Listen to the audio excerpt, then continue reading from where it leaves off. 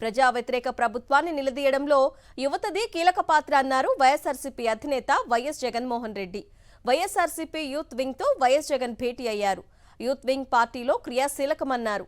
పార్టీని సంస్థాగతంగా బలోపేతం చేయాలని వైఎస్ జగన్ దిశానిర్దేశం చేశారు. లీడర్లుగా ఎదిగేందుకు యువతకు మంచి అవకాశం ఉందన్నారు. వైఎస్ఆర్సీపీని ప్రారంభించిన కొత్తల్లో అందరూ కొత్తవాళ్లేనని, తన మీద అభిమానం ఉన్నవాళ్లు కలిసి నడిచారని జగన్ గుర్తు చేశారు. ఎన్ని కష్టాలొచ్చినా విలువలు, విశ్వసనీయతకు పెద్దపీట వేశామన్నారు. రాజకీయంగా ఇబ్బందులు వచ్చినా రాజీ పడలేదన్నారు. ఉప ఎన్నికల్లో దేశంలోనే అత్యధిక మెజారిటీ తనకొచ్చిందని వైఎస్ జగన్మోహన్ రెడ్డి చెప్పారు.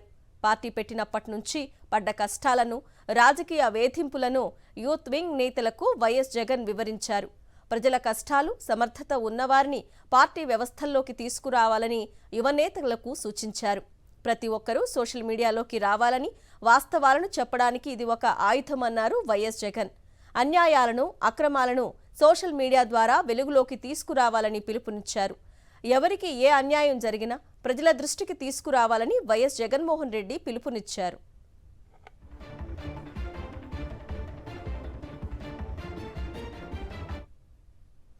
ఈరోజు వైఎస్ఆర్సీపీకి సంబంధించి రాష్ట్ర వ్యాప్తంగా ఉన్న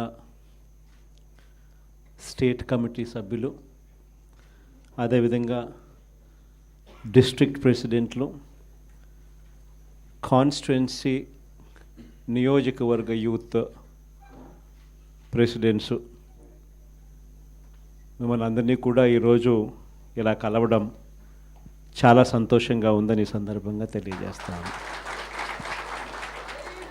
పార్టీలో క్రియాశీలకంగా ఈ కన్స్ట్రక్షన్ కార్యక్రమం అనేది చేస్తూ ఉన్నాం. ప్రతిపక్షంలో ఉన్నాం. ప్రతిపక్షంలో ఉంటూ ప్రభుత్వం పనిచేస్తూ ఉన్న విధానాన్ని ప్రశ్నిస్తూ, ప్రభుత్వం ఇచ్చిన హామీలను ఆ ప్రభుత్వం ఎగరగొడతా ఉన్న నేపథ్యంలో ఆ ప్రభుత్వాన్ని గట్టిగా నిలదీస్తూ, నిద్రపోతూ ఉన్న ఈ ప్రభుత్వాన్ని మేలుకొల్పే ప్రయత్నం గట్టిగా చేస్తూ ఉన్నాం. చేసే ఈ ప్రక్రియలో ఆర్గనైజేషన్ పరంగా ఇంకా మనం బలంగా ఎదగాలి. ఎదుగుదల అన్నది ఎందుకు అవసరము, ఎందుకంత ఇంపార్టెంటు అన్నది క్లుప్తంగా చెప్తాం. ఈరోజు మన పార్టీని చూసినప్పుడు చాలామంది ఎమ్మెల్యేలు కొత్త వాళ్ళే. మన పార్టీ వచ్చినప్పుడే 2011లో మన పార్టీ మనం స్థాపించిన పరిస్థితుల మధ్యలో గమనిస్తే, నేను అప్పట్లో కాంగ్రెస్ పార్టీ నుంచి బయటకు వచ్చిన. నేను బయటకు వచ్చినప్పుడు నాతో పాటు వెనకాల ఎవరు లేరు.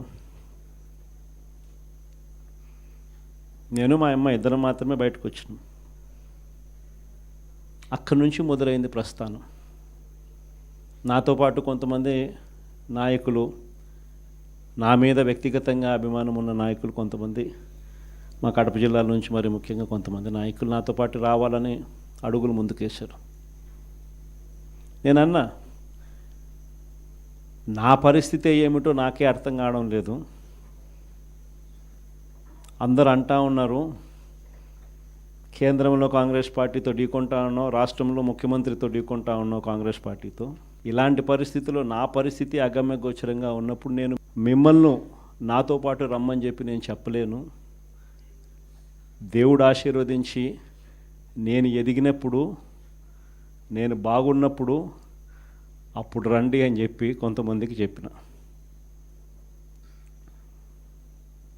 ఇట్లా రాష్ట్రం వైపు తిరిగి చూస్తే ఎవ్వరూ లేరు వెనకాల. కేవలం నేను, నాతో పాటు అమ్మ, మేము మాత్రమే ఉన్నాం. ఆ ప్రస్థానం అక్కడి నుంచి మొదలైంది.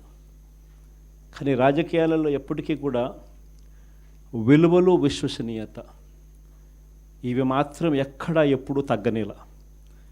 ఎన్ని కష్టాలు వచ్చినా కూడా ఇటువైపు చూస్తే పొలిటికల్ ఒబ్లివియన్ అంటారు, ఏ రోజు కూడా కాంప్రమైజ్ కాల. విలువలు, విశ్వసనీయత అన్న దానికి మాత్రం పెద్దపీట వేశాం. విలువలు, విశ్వసనీయత అన్నది ఎట్లాంటి పరిస్థితిలో ఉన్నా కూడా ఏ రోజు కూడా అవి ప్రశ్నించే పరిస్థితిలో ఏ రోజు రాజకీయాలు ఎప్పుడు చేయలే. అక్కడి నుంచి సాగింది రాజకీయ ప్రయాణం. ఆ తర్వాత నాతో పాటు 18 మంది ఎమ్మెల్యేలు కాంగ్రెస్ పార్టీ వీడి నాతో పాటు రావాలన్నారు. అందరినీ పదవులు రాజీనామా చేయమన్నా. రాజమోహన్ రెడ్డి ఎంపీ నాతో పాటే వస్తానన్నాడు. అన్న రాజీనామా చేయన్న. రాజీనామా చేశాడు, వచ్చినాడు. బై ఎలక్షన్ జరిగింది. నా ఎలక్షన్ బై ఎలక్షన్, అమ్మ election by election, Rajamohan Reddy election by election. నా ఎలక్షన్లో 5,40,000 మెజారిటీ. ఆ 14th లోక్సభలో హయ్యెస్ట్ మెజారిటీ వచ్చింది మీ అన్నకే, జగన్కే. ఆ రోజు మనం ప్రమాణ స్వీకారం చేసేటప్పుడు పార్లమెంట్లో ప్రతి తల్లా కూడా మన వైపు తిరిగి చూస్తుంది. Highest majority in the 14th Lok Sabha. కానీ జీర్ణించుకోలేని పరిస్థితిలో మన మీద అంతే పగబట్టడం కూడా ఆ మెజారిటీని చూసి అనుకోండి, అది వేరే విషయం. ఆ తర్వాత అమ్మ, తర్వాత రాజమోహన్ రెడ్డి కాంగ్రెస్ పార్టీలో ఉన్నప్పుడు పోటీ చేసినప్పుడు వచ్చిన మెజారిటీ కన్నా అంతకన్నా 2 మెజారిటీతో ఆయన గెలిచినాడు. 2.5 లక్షల మెజారిటీతో ఆయన కూడా గెలిచడం జరిగింది. అందులో 18 మంది ఎమ్మెల్యేలు నాతో పాటు అడుగులు ముందుకు వేశారు. 18 మంది ఎమ్మెల్యేలు అప్పట్లో నాతో పాటు అడుగులు ముందుకు వేశారు. ప్రతి ఒక్కరికి చెప్పా, రాజీనామా చేస్తేనే బయటికి రండి అని చెప్పి. మొత్తం 18 మంది రాజీనామాలు చేసినారు.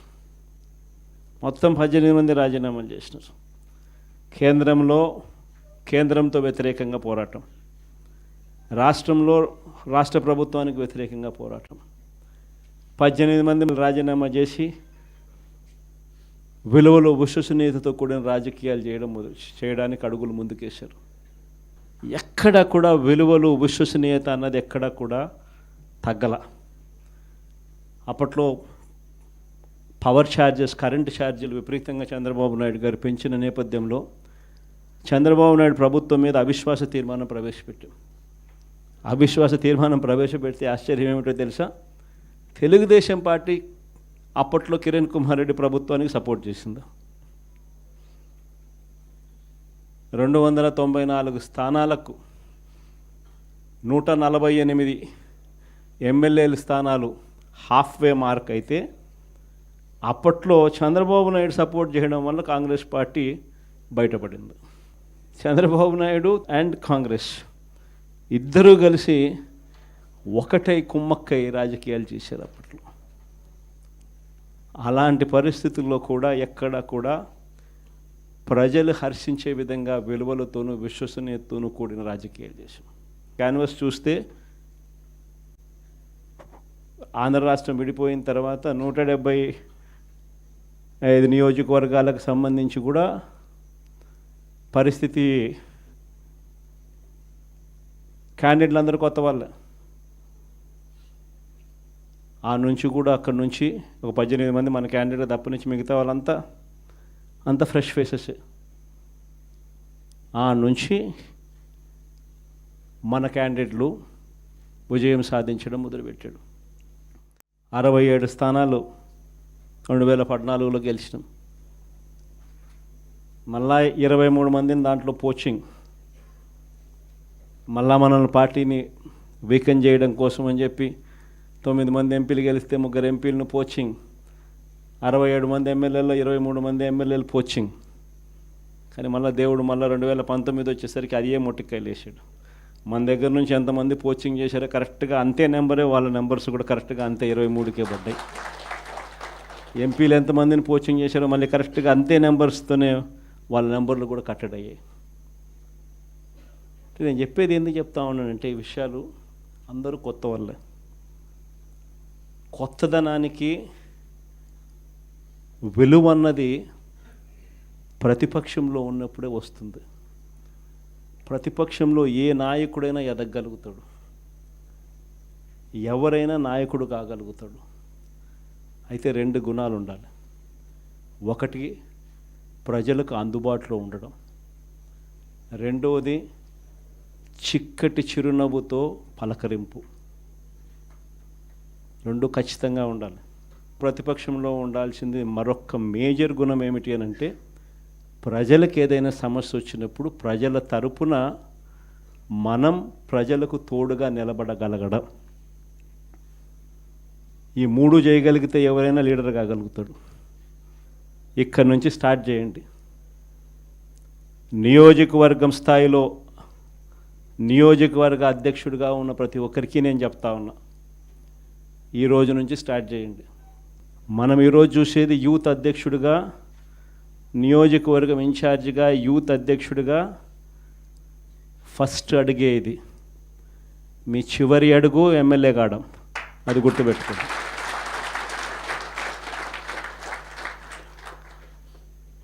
ఎదగడం మీ చేతుల్లో ఉంది, మిమ్మల్ని పెంచడం నా చేతుల్లో ఉంది.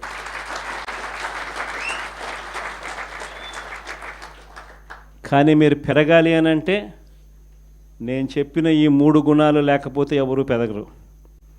ఈ 3 గుణాలు ఉండాలి. ఈ 3 గుణాలను పెంచుకోవాలి. పెంచుకున్న దాంతో అసెస్ చేసుకోవాలి. ప్రతి నియోజకవర్గ ఇన్ఛార్జ్కు ఇది ఒక ఛాలెంజ్ ఇస్తున్నా. ఈ రోజు నుంచి 6 months టైం తీసుకోండి. మండల్ కమిటీస్ ఫామ్ కావాలి. దానికి తగ్గట్టుగానే కాన్స్టిట్యున్సీ హెడ్ క్వార్టర్స్లో వార్డ్ కమిటీస్ ఫామ్ కావాలి. దానికి తగ్గట్టుగానే మండల్ కమిటీస్ ఫామ్ కావాలి. దానికి తగ్గట్టుగానే గ్రామ కమిటీస్ ఫామ్ కావాలి. గ్రామ కమిటీసు, మండల్ కమిటీసు, మున్సిపాలిటీల్లో వార్డు కమిటీసు మొత్తం మీ ఆధ్వర్యంలోనే ఉన్నాయి. మొత్తం మీ ఆ చేతుల్లోనే ఆర్గనైజేషన్ ఉంది. ఆర్గనైజేషన్ చేసేటప్పుడు ధ్యాస పెట్టండి, బుర్ర పెట్టండి. కెపాసిటీ ఉన్న వాళ్ళని తీసుకొచ్చే కార్యక్రమం మొదలుపెట్టండి. ఎదగడానికి ఎవరైతే సిద్ధంగా ఉన్నారో వాళ్ళని ఆర్గనైజేషన్లోకి తీసుకొని వచ్చే కార్యక్రమం చేయండి. వైఎస్ఆర్సీపీ ప్రతి గ్రామంలో ఉంది. సిమిలర్లీ జిల్లా అధ్యక్షులకు చెప్తా ఉన్నా, అసెస్ చేసుకోండి. ఎవరికి చెప్పాల్సిన పనులా నేను మీకే ఇచ్చి పెడతా ఉన్నా. ఎందుకంటే మీరు ఎదగాలి. పర్యవేక్షించండి. నియోజకవర్గ స్థాయిలో ఉన్న యూత్ అధ్యక్షులు ఎలా పర్ఫామ్ చేస్తూ ఉన్నారు, వాళ్ళకు చేదోడు వాదోడుగా ఉండండి, వాళ్ళకు తోడుగా ఉండండి, గైడెన్స్ ఇవ్వండి, సలహాలు ఇవ్వండి, చెయ్యి పట్టుకొని నడిపించండి. కమిటీస్ అన్నీ పర్ఫెక్ట్గా అయ్యేట్టుగా చూసుకోండి. ఈ ప్రోగ్రామ్స్ కన్నిటికీ కూడా ఫర్దర్ సూపర్విజన్ ఉండడం కోసం అని చెప్పి వర్కింగ్ ప్రెసిడెంట్లుగా, జోన్లకు వర్కింగ్ ప్రెసిడెంట్లుగా కూడా తీసుకొచ్చే కార్యక్రమం చేయబోతా ఉన్నాం. వర్కింగ్ ప్రెసిడెంట్లుగా వచ్చే వాళ్ళను యంగ్ ఎమ్మెల్యేలు ఎవరైతే ఆల్రెడీ మన పార్టీలో ఉండి నేడు ఎలక్షన్లో ఓడిపోయిన పరిస్థితుల్లో ఉన్న యంగ్స్టర్స్, యంగ్ ఎమ్మెల్యేలు ఎవరైతే ఉండారో, ఆర్గనైజేషన్ తెలిసిన వాళ్ళు, ఆర్గనైజేషన్ పరంగా మిమ్మల్ని సరిగ్గా గైడ్ చేయగలిగిన వాళ్ళు, మిమ్మల్ని కూడా తోడుగా మీకు నిలబడగలిగిన వాళ్ళు. ప్రతిపక్షంలో ఉన్నాం కాబట్టి కేసులు పెట్టించుకోవాల్సి వస్తుంది. కేసులు పెట్టించుకునేటప్పుడు మీకు అండగా తోడుగా కేసులు పెట్టించుకున్నా పర్వాలేదు, ఈ రకంగా కేసులు పెట్టినా కూడా ఈ రకంగా దాన్ని మనం మెనూవర్ చేయొచ్చు, ఈ రకంగా వ్యవస్థలన్నీ మనకు తోడుగా ఉంటాయి, పార్టీ ఈ రకంగా మీకు అండగా ఉంటుంది అని భరోసా ఇచ్చేందుకు యంగ్ ఎమ్మెల్యేలను వర్కింగ్ ప్రెసిడెంట్గా కూడా తీసుకొచ్చే కార్యక్రమం చేస్తూ ఉన్నాం. సిద్ధార్థ్ కూడా ఒక జోన్కు అదే మాదిరిగా వర్కింగ్ ప్రెసిడెంట్గా ఉంటాడు. సిమిలర్లీ ఈస్ట్ వెస్ట్కు, ఉత్తరాంధ్రకు, కృష్ణా గుంటూరుకు ఈ రకమైన జోన్లకన్నిటికీ కూడా వర్కింగ్ ప్రెసిడెంట్లుగా యంగ్ ఎమ్మెల్యేలను కంటెస్ట్ చేసిన వాళ్ళను కూడా తీసుకొచ్చే కార్యక్రమం చేస్తూ ఉన్నాం. ఆర్గనైజేషన్ పరంగా యూత్ కానీ, మహిళ కానీ, స్టూడెంట్ కానీ, రైతు కానీ ఈ 4 చాలా బలంగా ఉండాలి. తర్వాత ఎస్సీ ఆర్గనైజేషను, ఎస్టీ ఆర్గనైజేషను, బీసీల ఆర్గనైజేషన్. ఇవన్నీ కూడా ఇవే స్థాయిలో ఇంతే బలంగా తయారు కావాలి. ప్రతిపక్షంలో ఉన్నప్పుడే ఇవన్నీ బలంగా మనం తయారు చేసుకునే వెసులుబాటు మనకు ఉంటుంది. వెసులుబాటులోకి రావాలి. ఆర్గనైజేషన్లో ఉన్న ప్రతి ఒక్కడు సోషల్ మీడియాలో ఆటోమేటిక్లీ ఎంపానల్ కావాలి. సోషల్ మీడియాలో మీ ఫోన్ అన్నది ఈరోజు యుగంలో మీ దగ్గరున్న గన్ను. మీ దగ్గరున్న గన్ను ఈరోజు యుగంలో, ఈ సోషల్ మీడియా యుగంలో మీ దగ్గరున్న ఏకైక వెపన్, ఏకైక గన్ను మీ ఫోను. ఆర్గనైజేషన్ పరంగా మీరు దాంట్లో ఎంపానల్ అయిపోయి ఉండాలి. మీతో పాటు మీరు క్రియేట్ చేసి ఆర్గనైజేషన్ గ్రామస్థాయి దాకా కూడా ఆ ఆర్గనైజేషన్లో పార్టీ కావాలి. ప్రతి ఒక్కరి చేతిలోనూ కూడా మీకు అన్యాయం జరిగితే ఆ అన్యాయం నాకు జరిగింది అని చెప్పి మీరు ఆ మాధ్యమంలో మీరు చెబితే ఆ మాధ్యమం ద్వారా పార్టీ హైకమాండ్ మా దాకా కూడా తెలియడమే కాకుండా రాష్ట్ర వ్యాప్తంగా ఉన్న మొత్తం వైఎస్ఆర్సీపీ శ్రేణులందరికీ కూడా ఈ మెసేజ్ వెళ్ళిపోవాలి. ఎవరికి ఎక్కడ ఏ అన్యాయం జరిగినా కూడా మొత్తం పార్టీ తనకు తోడుగా నిలబడే కార్యక్రమం జరగాలి. ఇది విజన్. నా జిల్లా ప్రోగ్రాములు కూడా మళ్ళీ ఉంటాయి. నా ప్రోగ్రాంతో పాటు చివరిలో నా పాదయాత్ర కూడా ఎట్టగో జరుగుతుంది.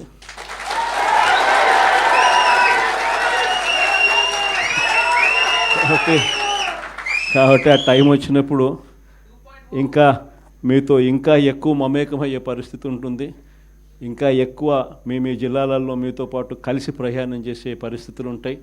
ఆ కలిసి ప్రయాణం చేసే పరిస్థితిలో మిమ్మల్ని ప్రతి ఒక్కరిని పేరు పేరున పిలిచే పరిస్థితి కూడా ఖచ్చితంగా ఉంటుందని కూడా చెప్తాను.